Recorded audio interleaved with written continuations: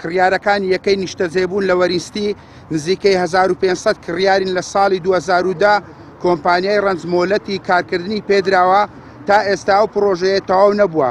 بە سوپاسەوە لەم کابینەیە حکوومەتدا بە واژۆی بەڕێز سەرۆکی حکوومەت کاک مەسرور بارزانی کە سەرۆکی ئەنجومەنی باڵای وەبەرهێنانە فەرمانی چارەسەرکردنی دەرکرد بە نووسراوی ژمارە 566 لە ڕێکەوتی 25/2/2020 لە دوای تێپەڕبوونی ساڵێک و دەمانگ مافمان نەدراوە بە بەردەوام لە هەوڵداین.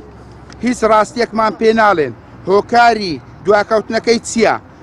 دوا هەوڵدانمان لە ڕێکەوتی 5/2021 شاندێکمان بە سەردانی سەرۆکایەتی ئەنجومەنی وەزیرانی کرد.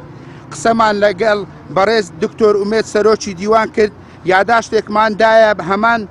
یاداشتێکماندایە هەمان ڕۆژ سەردانی بەڕێز کاک ڕێباز عەمرانی یاریدەدەری سەرۆکی ئەنجومەنی باڵای وەبەرهێنان کرد بۆ هەمان مەبەست. دەڵێن چەند پرسیار و ڕوونکردنەوە داواکراو بوو وەڵامی هەمووی دراوەتەوە بە نووسراوی ژمارە 513 لە ڕێکەوتی 5/7/2021 ئێستا لە نووسینگەی جەنابی سەرۆکی حکوومەتە و بۆ واژۆکردن نازانی هۆکاری دواکەوتنی چییە؟ داوا لە بەڕێستان دەکەین پاڵپشتمان بن بۆ چارەسەرکردنی ئەم کێشەیە.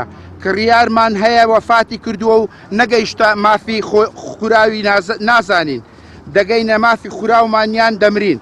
مەخابنە لە کوردستان ئازاد خاوەن حکوومەت و پەرلەمان و پێشمەرگە لە ژێر ئاڵای کوردستان غەدرمان لێ بکرێت. نزیکەی 4000 کەس دەبی هەتا ئێستا 13 ساڵە ئەو هەماوەتەوە ئەوە نزیکەی 13مین گردبوونەوەمانە لێرە ئەنجامی دەدەین لە لێرە و لە پێش هەیە ئیستیسمار دەستەی وەبەرهێنان تا ئێستا هەر جوابمان نادەنەوە یەک واژۆژمایە ئیشی ئەو واژۆژ بەخوای هەر دەدەقەژ نابی. واژوەکە بەخۆی کاک مەسرور دەبی بیکاتن بە ئەوە بەڵام لێرە نازانین سەبەبەکەی چییە؟